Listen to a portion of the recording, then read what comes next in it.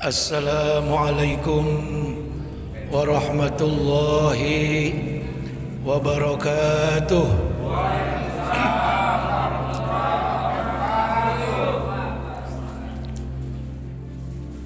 Alhamdulillahilladzi an'ama alaina wa hadana ala dinil Islam. Ashhadu an la ilaha illallah wahdahu la syarika lah, ilahan wahida wa rabban syahida, wa nahnu lahu muslimun. Wa ashhadu anna sayyidana wa nabiyyana wa maulana Muhammadan abduhu wa rasuluhu alladzi turja syafa'atuh. Allahumma salli wa sallim wa azim wa karim wa barik ala hadzal nabiyil karim sayyidina wa habibina wa syafi'ina wa maulana Muhammadin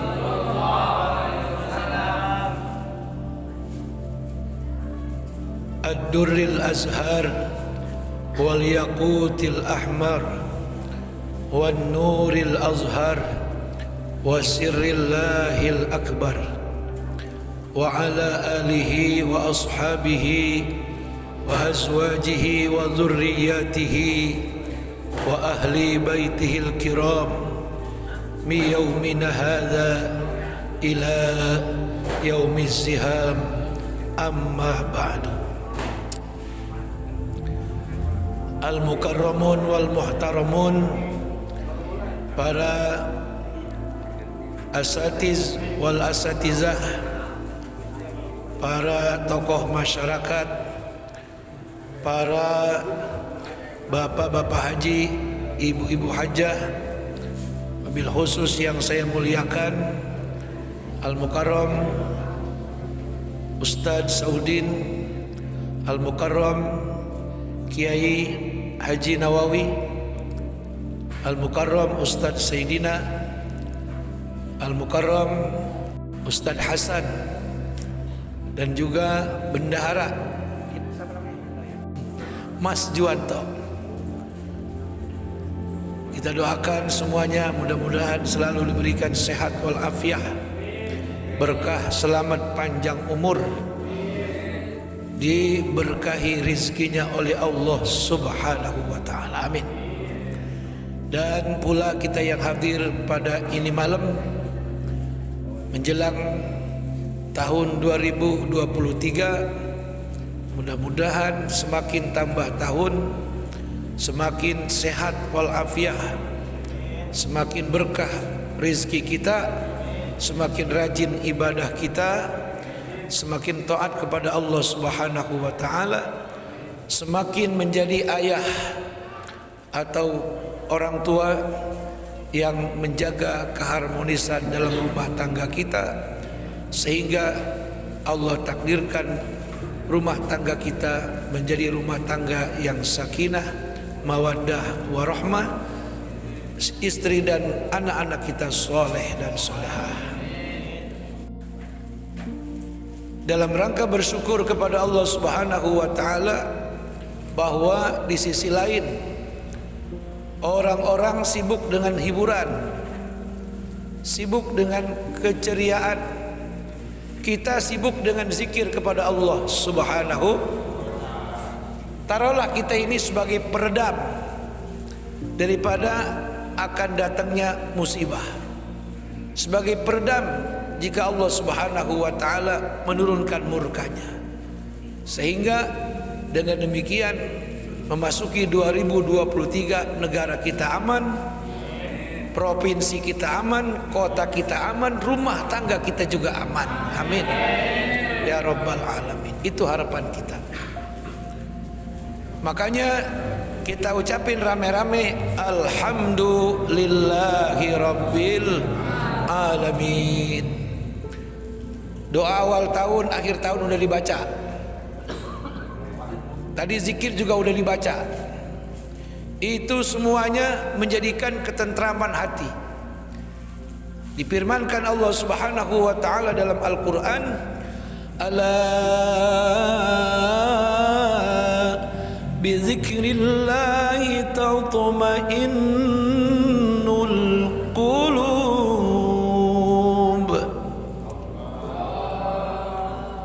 Ketahuilah, ingatlah hai hambaku, dengan kamu mengingat Allah, dengan zikrullah, maka hatimu yang gelisah, hatimu yang resah, jiwamu yang kacau balau akan menjadi tenang dan tentram. Amin. Tadi bapak-bapak ketika zikir tenang gak hatinya? Ada gak kepikiran bayar utang? Gak. Nggak ada kepikiran yang lain. Pikiran kita tertuju hanya kepada Allah Subhanahu. Nggak ada orang yang zikir itu nggak ngantuk. Pasti kalau zikir ngantuk. Orang yang ngantuk tandanya tenang. Bagaimana tidak mau tenang? Zuhur, asar, maghrib, isya, subuh kita laksanain, betul nggak? Malam Jumat kita baca Yasin. Senantiasa sholat berjamaah. Anak istri kita nafkahin.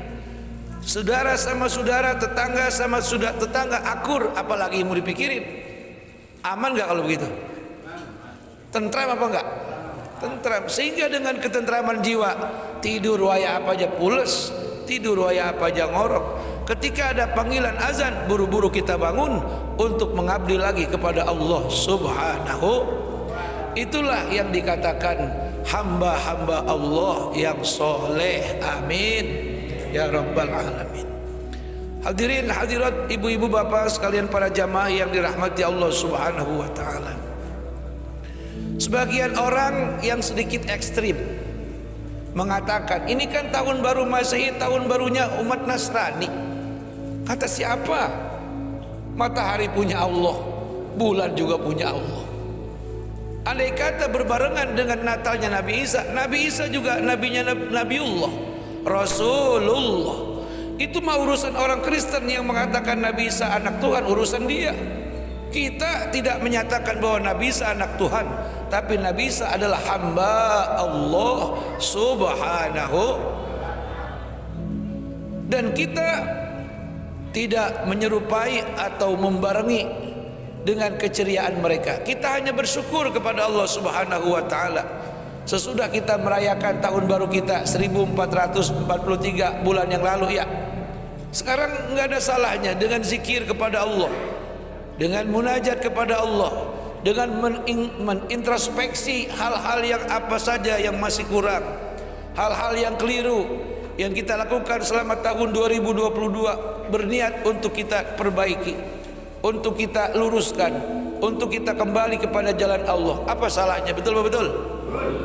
Dan ini merupakan ciri daripada manusia yang dikatakan Quran adalah ulil albab, manusia-manusia yang jiwanya cerdas, yang otaknya waras. Amin ya rabbal alamin.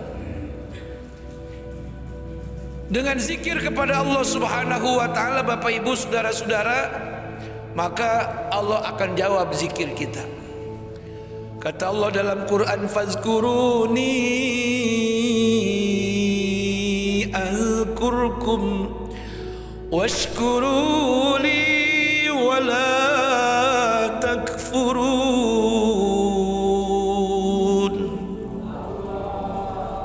Jika kamu mengingat aku, kata Allah, Allah akan terus mengingat kita.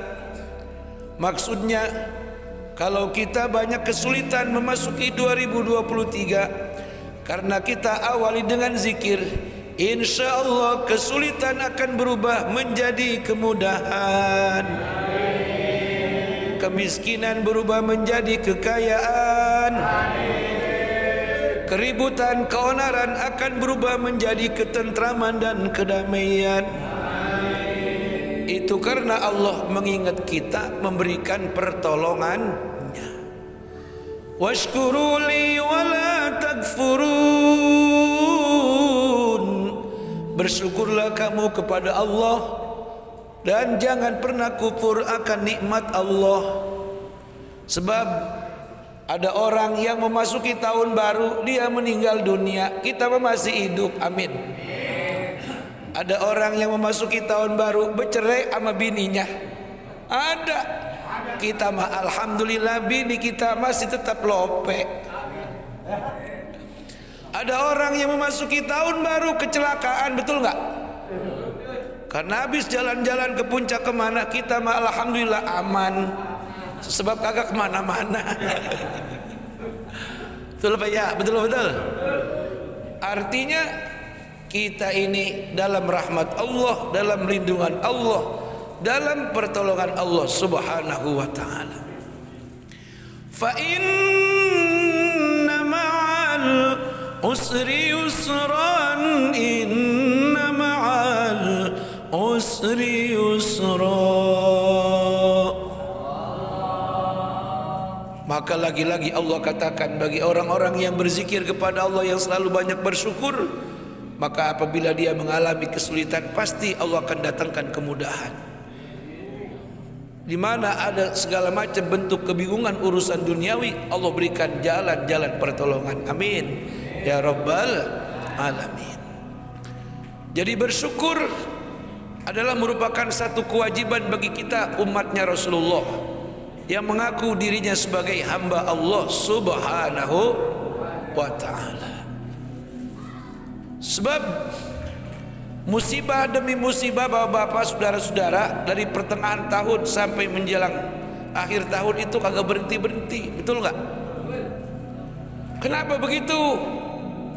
Padahal kita Islam mayoritas, orang Islamnya banyak, tapi kenapa musibah nggak habis-habis? Sesudah gempa di Cianjur, gempa kecil-kecil kan menyusul tuh. Di Garut katanya, di Sukabumi katanya. Di rumah kita juga kirain gempa, kagak tahu laki bini lagi bertarung. Itu ranjang goyah-goyagan. Dipan goyah-goyagan, kirain gempa bumi. Aduh, subhanallah. Ada apa dengan musibah demi musibah yang terjadi menimpa negeri ini? Lagi-lagi jawabannya adalah yang diingatkan oleh Allah subhanahu wa ta'ala, di mana Allah nyatakan, walau anna ahlal qura amanu,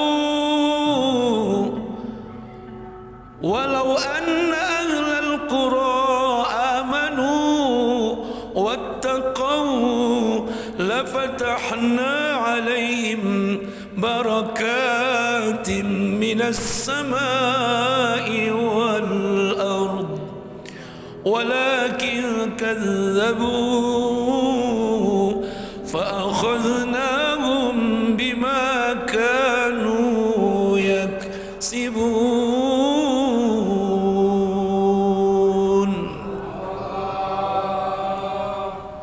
Allah sudah ingetin Bapak Ibu saudara-saudara, pengen musibah nggak terjadi, pengen segala macam hal-hal yang tidak mengenakan tidak terjadi, tidak ada bencana, tidak ada keributan, tidak ada kerusuhan.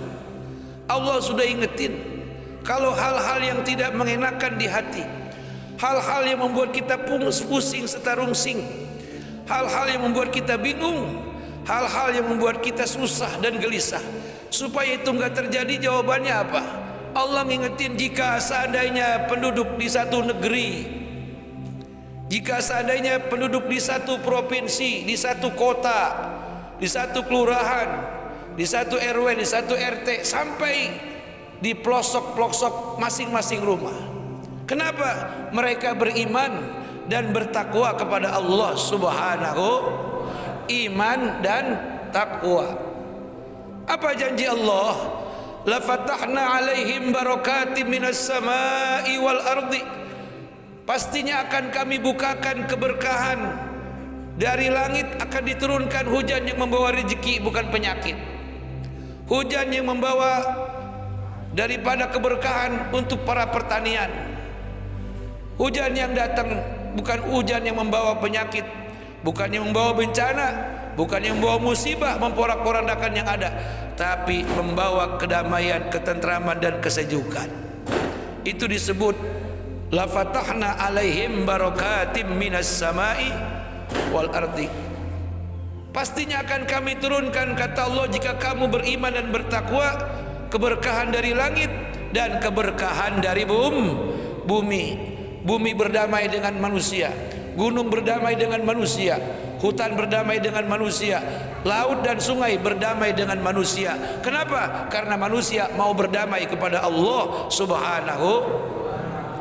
Jadi jawabannya, kalau musibah demi musibah terus aja kagak berhenti-berhenti. Sebagian besar kita yang ngaku Islam kagak mau damai sama Allah. Hayya 'alas shalah.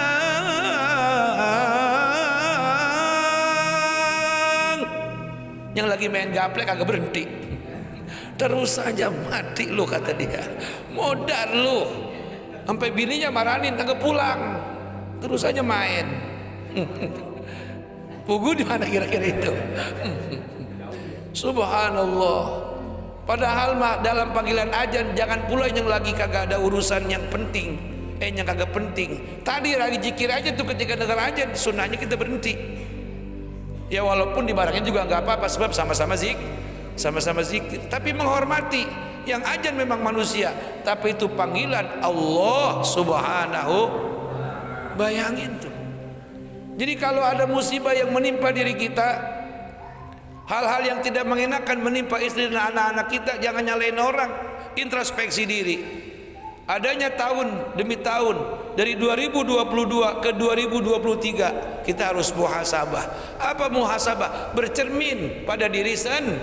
Kacain muka nih, kacain muka, kacain rambut, masih hitam, disemur.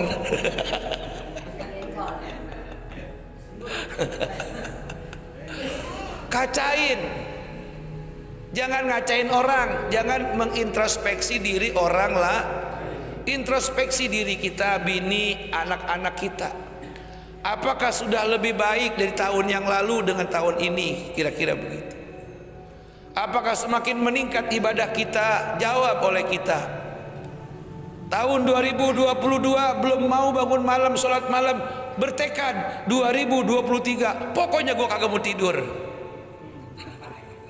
Bugu. Gue mau jagain sholat malam. Jadi kalau kita mau berdamai dengan Allah, dengan beriman plus bertakwa, insya Allah tentrem. Kenapa tadi saya bilang dari bagian terkecil dari masing-masing rumah? Karena berawal segala musibah dari rumah. Cekcok dari rumah terus merembet kemana-mana, betul nggak? Apalagi sekarang ada model HP kayak begini di WA group, ya kan? Yang ribut satu orang, berdua dah, itu ngerembet kemana-mana, itu menyebar berita belum tentu benar, ujung-ujungnya hoak, betul. Iya, sekarang orang sekarang ributnya nggak kayak orang zaman dulu, main tuding-tudingan. Sekarang mulutnya diem, jempolnya yang pada ngetik, tangannya yang pada ribut nih zaman sekarang. Jadi dengan beriman dan bertakwa, kedamaian akan dapat kita raih. Jadi alam dia berontak, alam berdemonstrasi karena manusianya kagak mau berdamai dengan yang menciptakan alam. Rezeki Allah aja yang kita makan, kita dikasih bernapas oleh Allah udara, kemudian kita hirup lagi ini udara, itu atas izin Allah. Kalau Allah kagak izinin, udara yang kita keluarin nggak bisa lagi kita hirup, alias is dead, metong kalau kata bencong, meninggal dun. Nih nikmat napas nih Pak, masya Allah, gak usah banyak jauh-jauh dah. Nikmat napas nih, masya Allah, paru-paru kita masih normal, jantung masih normal, luar biasa. Alhamdulillahi rabbil alamin. Jadi kalau kita pandai bersyukur, kita tahu diri mau berterima kasih kepada Allah, kepada istri, istri berterima kasih kepada suami, suami berterima kasih kepada istri terima kasih kepada suami, anak berterima kasih kepada kedua orang tua, RT berterima kasih kepada warganya, warga berterima kasih sama RT. Jamaah berterima kasih sama imam, imam terima kasih sama jamaah. Itu kira-kira hidup harmonis kagak tuh? Harmonis gak kalau gitu? Harmonis apa enggak? Tapi kalau yang ada saling menilai, wah repot itu. RT nilai warga, warga nilai RT. Bini nilai laki, laki nilai bini, anak dua-duanya nilai orang tua. Kagak ada yang beres kalau begitu.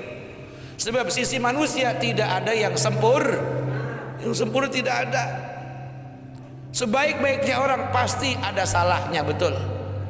Sejelek-jeleknya orang pasti di lain sisi ada baiknya, betul nggak Pak? Betul nggak Pak?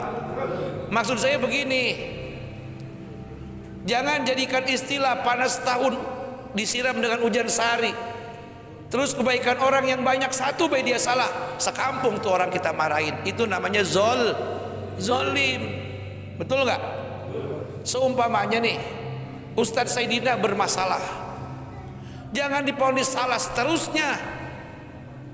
Maklumin, masih banyak dari satu kesalahannya kebaikan-kebaikan yang dia pernah perbuat di masyarakat. Betul apa betul? Yang terjadi kan kayak gitu, betul nggak? Diponis orang habis-habisan, udah jangan pakai lagi jadi imam. Apa baca begitu? Astagfirullahaladzim. Padahal yang ngomong begitu kagak jauh lebih brengsek dari yang brengsek. Provokator, betul kagak? Kan banyak kejadian di masyarakat kayak begitu. Satu kesalahan tuh orang habis dikucek, dicuci, dicaci, difitnah, bahkan ditambah-tambahin omongan. Emang masyarakatnya goblok, kagak tabayun, kagak nanyain sama yang bersangkutan. Percaya bayar lagi lantas. Bukan sekampung dosa semua itu. Betul kagak? Itu namanya kita zolim. Dengan datangnya tahun 2023, sesudah 2022 kita tinggalkan. Tadi yang saya bilang, introspeksi. Jangan pernah sedikit pun di hati kita mengaku diri kita yang paling baik. Jangan pernah ada.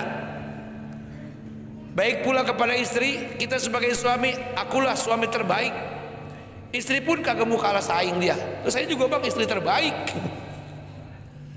Kalau hanya berusaha untuk jadi terbaik boleh, tapi kalau pamer diri, sombong diri, merasa paling jadi yang terbaik, itu zolim, itu itu namanya terkena virus penyakit iblis, laknatullah alaih. Iblis cuma satu punya kesalahan, dia merasa terbaik dari malaikat, dia merasa terbaik dari Nabi Adam alaihis.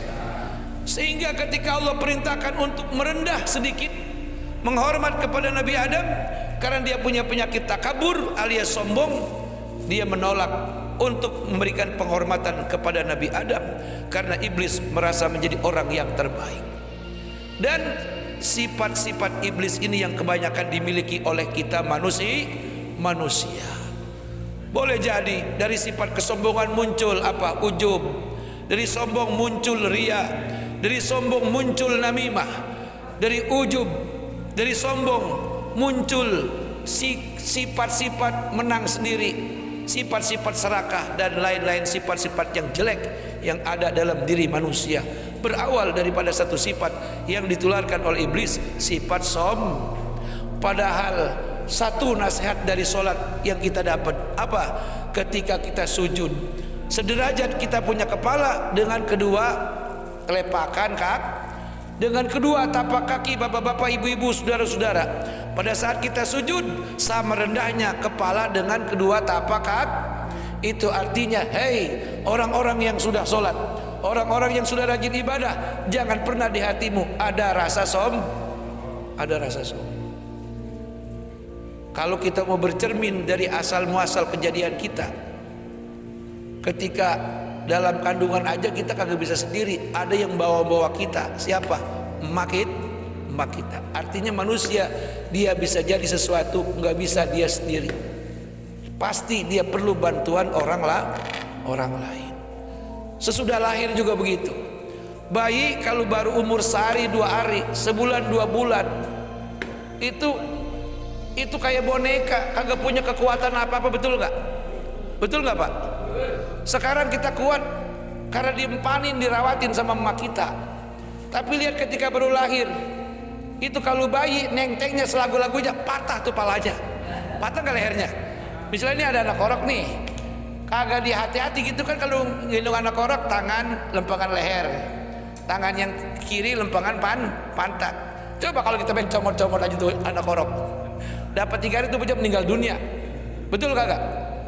Itu artinya manusia kita ini lemah sebetulnya, lemah kita ini. Kalah sama anak pitik baru lahir. Anak pitik ketika baru lahir kagak digendong sama emaknya, prak, netes dari telur, diaurin menir langsung bisa makan. Mikir, malu sama pitik. Kalau mau sombong malu sama pitik. Makanya ayam jago bisa kukuruyuk, sebab dia jago. Iya. Kenapa dia bisa kukuruyuk? Karena dia mah jago, baru lahir kagak nyusahin orang, betul nggak? Kita mah baru lahir nyusahin orang tua, nyusahin emak, nyusahin nyai, tahu nyai? Nyusahin nenek, nyusahin engkong. Waduh. Ntar masuk angin, ntar sakit. Agak boleh dengar apa-apa, kaget sawan. Tuh kita tuh. Nih, betul apa betul? Kita jangan melihat sekarang, coba melihat proses kita setelah menjadi dewasa. Prosesnya sungguh banyak memakan tenaga dan waktu orang-orang yang ada di sekitar kita. Semuanya akan terbayar dengan rasa rendah hati dan cinta kepada diri serta cinta kepada keluarga. Dasarnya apa? Amanu wattaqau, iman dan takwa kepada Allah Subhanahu. Dan malam hari ini setelah membuahkan hasil itu, iman dan takwa malam ini telah terbukti.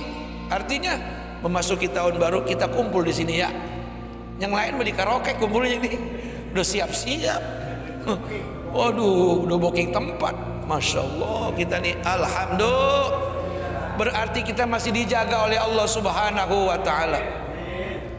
Orang-orang malam ini ngambur-ngamburin duit, masang petasan kembang api itu. Kalau yang kembangnya bagus tuh, itu satu batang ada yang 1 juta. Mendingan buat kisapu angin duitnya.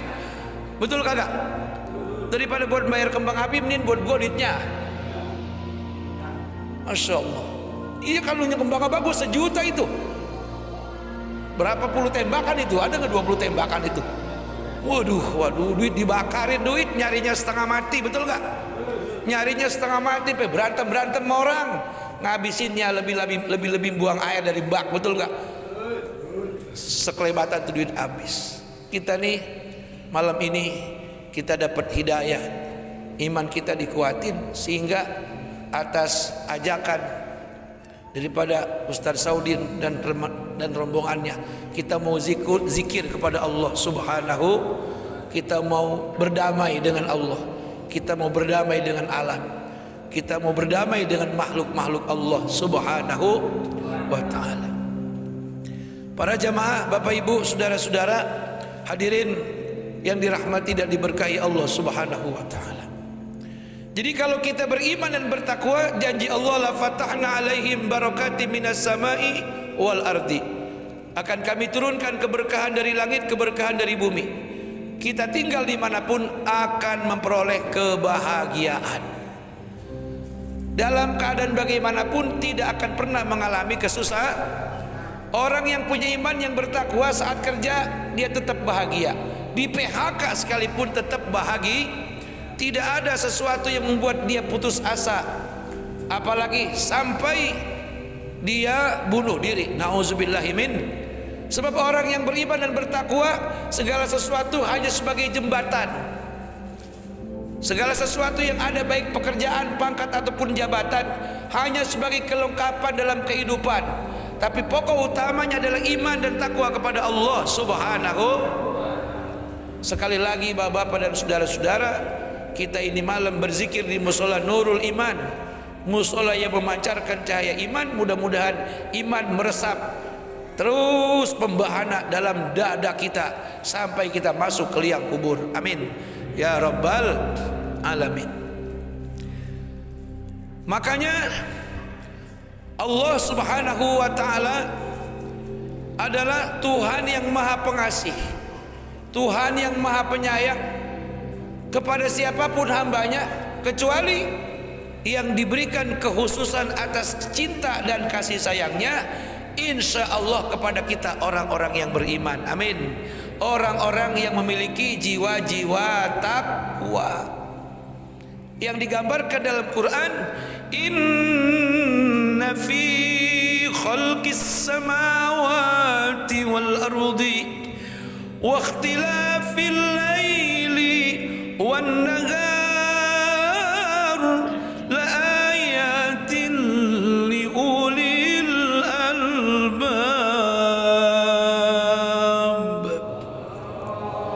Sesungguhnya pada penciptaan langit, penciptaan bumi, pergantian siang dan malam, itu merupakan bagian daripada tanda-tanda kekuasaan Allah Subhanahu. Inna fi khalqis samawati wal ardi wa ikhtilafil laili wan nahar la ayatin li ulil albab. Itu semuanya menjadi ukuran pemikiran, menjadi renungan bagi orang-orang yang ulil albab. Siapa mereka? Orang-orang yang otaknya cerdas, otaknya waras, senantiasa berpikir positif, berpikir baik dengan keadaan, berpikir baik dengan istri, berpikir baik dengan anak-anak, berpikir baik dengan lingkungan, berpikir baik dengan pangkat dan jabatan yang ada pada dirinya. Ketika jadi RT bukan mikirin nyalon untuk 2 periode, tapi dia berpikir baik untuk menjadi RT 1 periode, menjadi RT yang terbaik. Amin. Tuh orang ulil albab. Orang yang ulil albab bukan kemaruk sama jabatan, bukan yang bangga sama jabatan, tapi tanggung jauh. Sebab nanti di akhirat kullukum ra'in wa kullu ra'in mas'ulun an ra'iyatih. Tiap-tiap kamu adalah pemimpin, masing-masing pemimpin akan ditanya atas jabatan yang diemban selama dia memimpin, beres apa kagak. Tuh begitu. RT tadi RT siapa namanya? Hah? PRT Hidayat. Jangan berpikir untuk jalan 2 periode. Itu mantar urusan Allah itu mah. Hah? Udah 3 kali. Pertanyaannya ntar di akhirat lama nih. Kata malaikat, berapa lama jadi RT? 3 periode. Lama ntar ditanyanya dia. Paling lama. Ya. Berat. Tapi kalau kita jadi RT-nya bener-bener amanah, ditanya sih ditanya, cuman jawabnya lancar. Jawabnya lancar. Yang resiko. Tapi resikonya bukannya resiko buruk, tapi resiko baik. Emang semua ditanya, kita punya bini ditanya, Pak. Makanya bapak-bapak kalau kita udah asik sembahyang, bini kita lihat sembahyang ke dia di rumah. Bini udah sembahyang, anak coba lihat mau sembahyang apa kagak. Sebab nanti yang begitu mengecewakan kita, membuat kita kesel alias dongkol. Ada 2 orang tua yang hendak masuk ke sorga, diteriakin sama anaknya, hei orang tua yang durhaka. Anak ngomong begitu, bukan di depan Jokowi, bukan di depan menteri, di depan Allah Subhanahu, di depan malaikat. Malaikat nanya, itu bocah mana itu, nyelongcong amat, bocah Cikokol. Kita di hadapan Allah dikata, hei orang tua yang terlaknat, hei orang tua yang durhaka, hei orang tua yang tidak tahu diri. Di depan Allah Subhanahu ditanya, Bulan, apa itu anakmu? Iya. Kenapa dia berucap sebegitu buruk kepadamu? Apa salahnya? Dulu Tuhan di dunia, kenapa? Saya sholat rajin, istri juga rajin, cuman saya nggak peduli sama anak-anak saya. Oh pantas. Anak yang kita biarin nggak ibadah, anak yang kita biarin berpakaian kagak semegah, ntar nanti kalau kita mau masuk surga, kaki kita dipegangin, teriak-teriak sama Allah, ya Rabb, ini orang tua yang terlaknat, jangan dibiarkan dia masuk dalam surga, ajak dia kepada saya untuk masuk dalam neraka. Enak gak tuh Pak? Enak gak? Nyaut, enak apa enggak?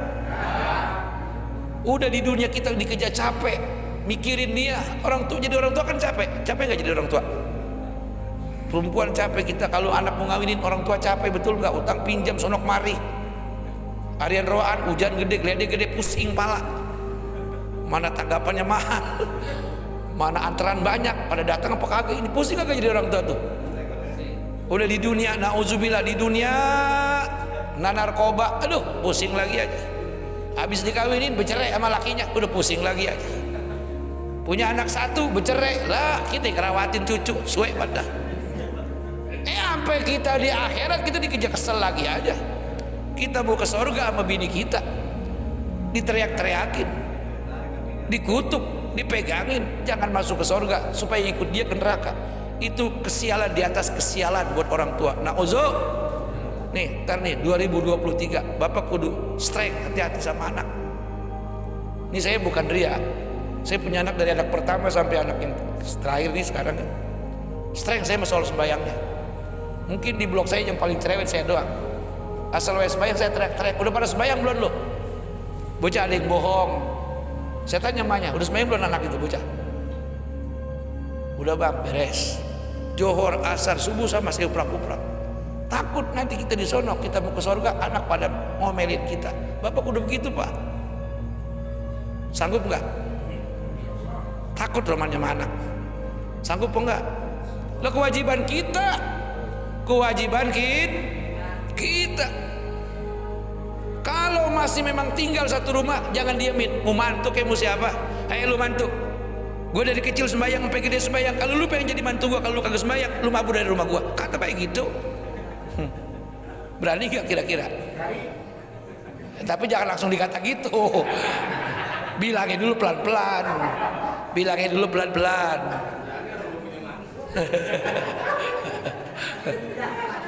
Baik-baik pak, baik-baik.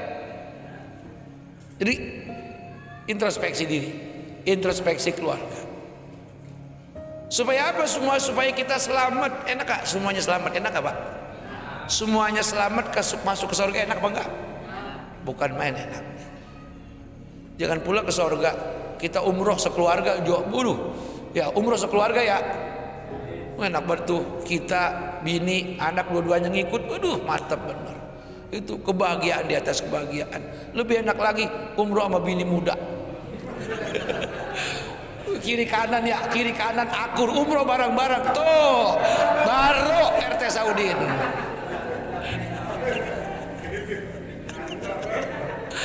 Tuh baru ustad tuh. Mantap nggak ilmu tuh? Mantap nggak ilmu? Bini dua-duanya akur umroh bareng-bareng. La ilaha illallah. Nyampe ini lagi menghayal. Nyampe di hotel, pala kita di paha bini muda, kaki kita di paha bini tua. Aduh, dipijitin, alhamdulillah.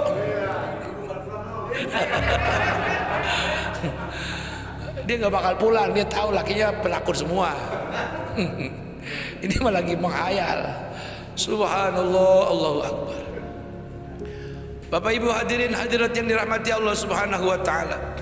Jadi sekali lagi iman dan takwa nggak boleh lepas.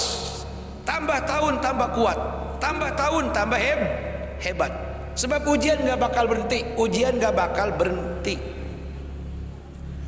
Ujian hidup nggak bakal berhenti, sampai ujian mati aja ada. Masuk ke dalam kubur diuji dengan pertanyaan oleh malaikat mungkar nak. Bangkit dari kubur diuji, di persidangan ditimbang kiri kanan. Sebelah kanan amal baik, sebelah kiri amal buruk. Kalau jomplang ke kanan, alhamdulillah berat ke kanan. Kalau berat ke kiri, na'udzubillah, belum beres tuh ujian. Ada lagi berjembat di atas siratal. Ayo, jangan mengeluh, jangan putus asa. Ujian gak bakal habis, terus aja ada. Masih mendingan dapat ujian daripada dapat peringatan. Kalau peringatan berarti kita salah. Kalau ujian berarti kita hamba yang diuji supaya naikin derajat iman, naikin derajat kehidupan, naikin derajat kemuliaan yang tadinya di bawah kemudian naik ke tengah-tengah sampai naik ke atas. Alhamdulillah. Jadi jangan mengeluh ketika apapun yang terjadi pada diri kita. Sebab kalau kita mengaku susah, ribuan orang banyak yang pada susah. Pengungsi Rohingya sampai sekarang apruk-aprukan nyari negara yang mau menerima dia. Coba bayangin, pengungsi Rohingya, mereka dari kampungnya diusir karena peperangan, nyebrang dari negerinya ke negara lain, abang gratis pakai duit bermodal. Nyampe di tempat penyeberangan, nggak tahu taunya ditipu, ratusan juta duit yang hilang. Coba sengsara mana dibandingin kita sama mereka? Ayo, kita paling diparanin debt kolektor, mobil ditarik, salah dewek, ngutang kagak mau bayar. Paling itu doang tuh yang viral. Nah, ayo kita berpikir dah. Makanya kata Nabi, hasibu anfusakum, periksa dirimu, bercermin pada dirimu, jangan pernah nyari-nyari kesalahan orang lain, jangan. Sebab kita juga banyak salahnya, betul nggak Pak? Kita juga banyak dosanya, kita juga banyak kekeliruannya. Nggak ada waktu buat memeriksa, menilai kesalahan orang lain. Kita juga numpuk. Sekarang kita kelihatan soleh, kelihatan baik karena aib kita ditutupin sama Allah Subhanahu. Nauzubillah, summa nauzubillah, kita berlindung daripada Allah murka sehingga dibuka aib-aib kita. Ternyata betapa busuk dan jeleknya kita. Maksud saya adalah ketika kita lagi menjadi orang yang soleh, kelihatan soleh, banyak-banyak bersyukur, banyak-banyak merendah kepada Allah, kepada manusia. Jangan menepuk dada, jangan. Atau kita kedapatan di sisi lain dalam keadaan terpuruk keimanan kita, terpuruk ekonomi kita, jangan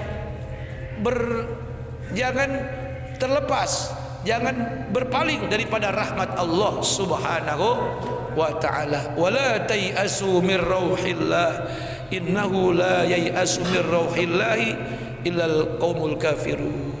Jangan pernah apapun yang terjadi pada diri kita, musibah apapun yang datang, hal apapun yang tidak mengenakan, jangan pernah putus asa. Jangan pernah putus asa daripada rahmat Allah. Mereka orang-orang yang gemar dan suka berputus asa adalah kelompok orang-orang kafir yang ingkar kepada Allah Subhanahu. Para nabi, para rasul Allah utus ke muka bumi. Mereka di sisi lain diberikan kemuliaan yang semulia-mulianya, keagungan yang seagung-agungnya. Tapi di sisi lain pula mereka diberikan cobaan 99%. 100 ujian berat yang ditimpakan oleh manusia, yang 99% diterima deritanya oleh para nabi dan para rasul. 1%-nya hanya untuk kita manusia biasa. Itu pun beratnya bukan main. Betul apa betul? Betul apa betul? Makanya ada istilah begini, ada orang kaya yang kagak mau sembahyang karena sibuk dengan hartanya. Bandingin dengan Nabi Sulaiman. Nabi Sulaiman kaya, kekayaannya bukan hanya yang dimiliki adalah bangsa manusia, tentaranya, tapi seluruh makhluk tunduk sama Nabi Sulaiman alaihis. Jin Ifrit tunduk sama Nabi Sulaiman. Tapi Nabi Sulaiman tetap saja tidak sombong, tidak angkuh, tetap dia ibadah, sembahyang, menyembah Allah Subhanahu.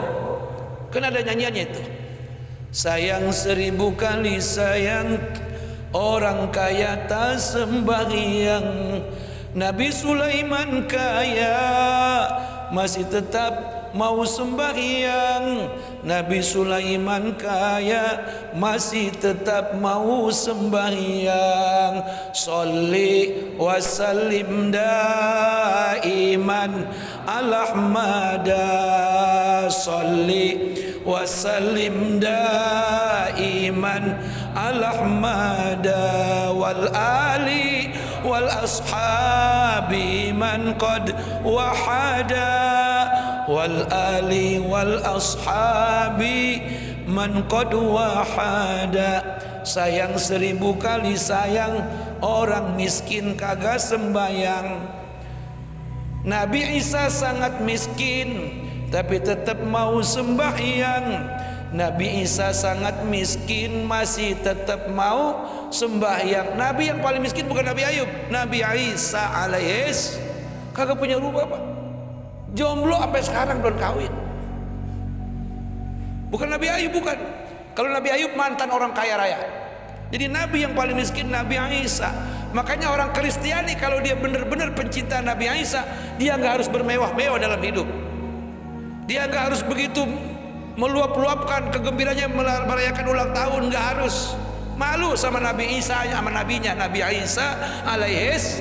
Kagak punya rumah, kagak punya rumah, kagak punya bapak. Dan Allah bukan bapaknya.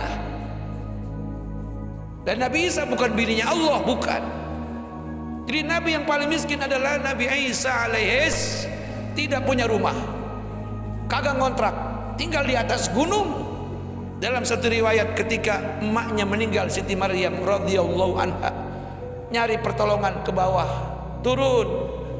Hei orang Cikokol, tolongin kita yuk. Ada apa Bang Isa? Emakku meninggal. Kata RT Saudin, kata Udin, kata Saidina, enggak, saya enggak mau naik ke gunung, banyak macan. Banyak kata Nabi Isa, naik aja, macannya enggak gigit kok.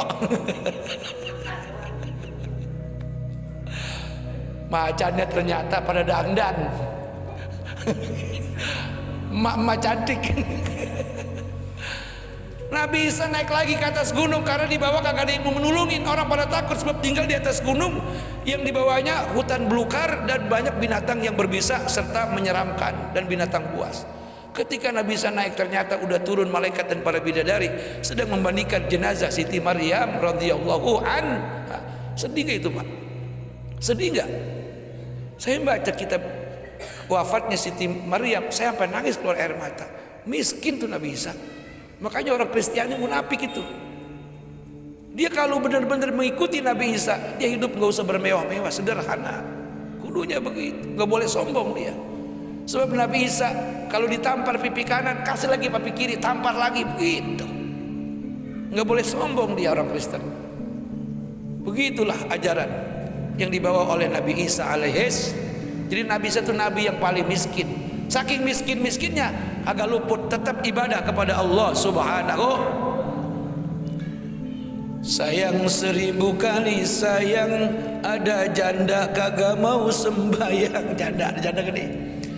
Rabi'atul Adawiyah, dia seorang janda. Rabi'atul Adawiyah masih tetap rajin sembayang. Janda tuh, janda. Kan banyak janda yang kagak sembayang. Waktu punya laki sembahyang rajin, pas lakinya meninggal kagak sembahyang. Ke karaoke mulu mainnya. Nauzubillahi min. Malu sama Rabi'atul Adawiyah, perempuan cantik jelita, tercantik, terhebat, tersolehah di daerah Mesir, di daerah Irak Kufah. Ketika dia jadi janda, siapa yang ngelancongin? Para imam-imam besar, ulama-ulama hebat, tapi tak satu pun dipilih sebagai suaminya. Karena nggak bisa nyaut daripada pertanyaan yang diajukan oleh Rabi'atul Adawiyah kepada mereka. Pertanyaannya Pak, kira-kira apa pertanyaannya? Ketika datang Imam Sufyan Tsauri, wahai Tuan Imam, apakah engkau ingin menjadikan aku sebagai istrimu? Iya, tapi ada syaratnya. Bukan duit, bukan emas, bukan intek, bukan permata. Asal kau bisa menjawab beberapa pertanyaanku, sah aku menikah denganmu. Apa pertanyaannya? Masing-masing manusia nanti ketika dia mati akan masuk ke alam kubur. Sesudah ditinggalkan beberapa langkah akan datang 2 malaikat mungkar nakir. Pertanyaan saya, Rabi'atul Adawiyah, kalau dia didatangi oleh malaikat mungkar nakir kemudian ditanya dengan 6 pertanyaan, apakah saya bisa menjawab dengan benar atau tidak? Imam Sufyan Tsauri kagak bisa nyaut. Ya ada bayi janda. Saya nggak tahu lah, itu urusan Allah. 1-0.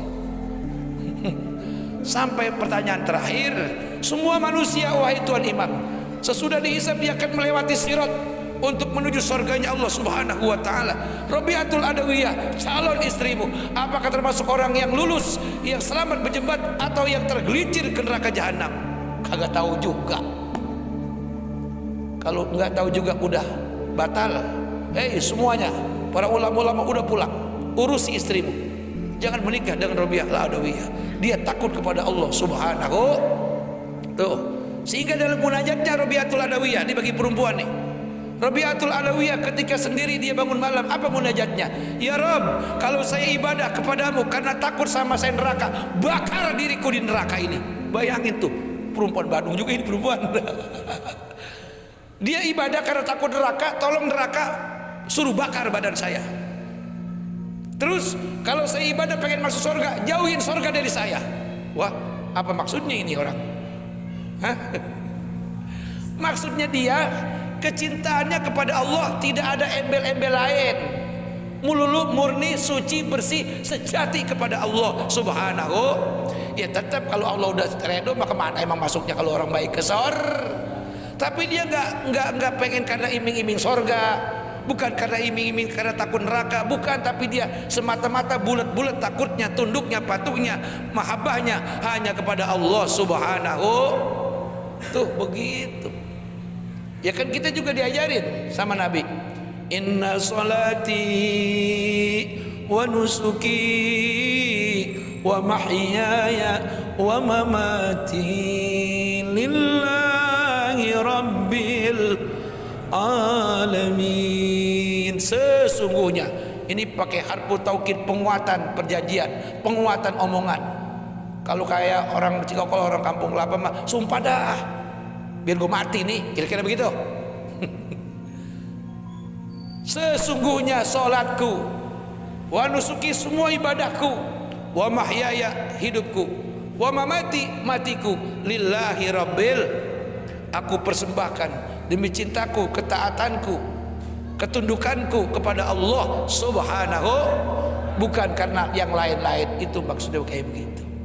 Begitulah para wali-wali Allah. Makanya mereka dikatakan ala inna awliya illa khaufun alaihim walahum yahzanun. Ketahuilah para wali-wali Allah, siapa mereka? Orang-orang yang mengasihi dirinya, orang-orang yang dikasihi oleh Allah, dan dia pun mencintai Allah dengan setulus hati. Ya, dia itu la khaufun, tidak ada rasa takut di hatinya. Walahum yahzanun, la khaufun alaihim walahum yahzanun. Tidak ada rasa takut dan tidak ada rasa sedih ataupun duka. Apapun yang terjadi pada dirinya tidak merubah keimanannya, tetap ibadah kepada Allah Subhanahu.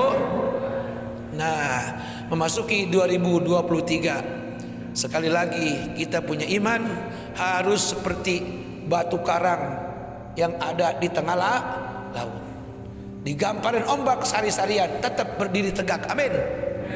Sehingga membuahkan apa? Takwa. Apa itu takwa? Dalam keseharian menjadi orang tua, menjadi manusia, menjadi orang-orang yang rendah hati. Amin. Kemudian menjadi orang-orang yang merasa cukup dengan rezeki Allah, banyak ataupun sedikit, alias bersyukur. Yang ketiga apa? Orang yang senantiasa hati-hati dalam mencari rezeki. Kaya dia pengen, tapi nggak harus mencuri. Kaya dia pengen, tapi nggak harus mengambil hak orang. Hati-hati berbicara, hati-hati bermedia sosial. Amin. Ini daripada jiwa-jiwa takwa. Kemudian dia memiliki keyakinan yang hebat, keyakinan yang gak bakal tergerus dengan keadaan, keyakinan yang gak bakal berubah dengan suatu ujian yang seberat apapun yang menimpa dirinya. Sekali yakin, sampai mati dia yakin. Yakin apanya? Yakin imannya diterima Allah, yakin ibadahnya diterima Allah, yakin segala amal-amalnya nyampe kepada Allah Subhanahu wa ta'ala. Itulah daripada kesejatian iman daripada hamba-hamba Allah. Kalau dengan iman dan takwa bersemayam dalam jiwa kita, terus mengikuti dari hidup kita sampai wafat kita, kemudian kita semaikan, kita tularkan kepada istri dan anak-anak kita. Alamat sesudah kita pulang ke alam kubur, kita menjadi orang tua yang sukses dan bahagia. Amin ya rabbal alamin. Demikian para bapak-bapak, ibu-ibu, jamaah dan saudara-saudara yang dirahmati Allah Subhanahu wa taala, sekali lagi kita ucapin alhamdulillahi rabbil alamin. Kurang lebih mohon maaf. Syukran wa dumtum fi khairin wal barakati wan najah. Wassalamualaikum warahmatullahi wabarakatuh.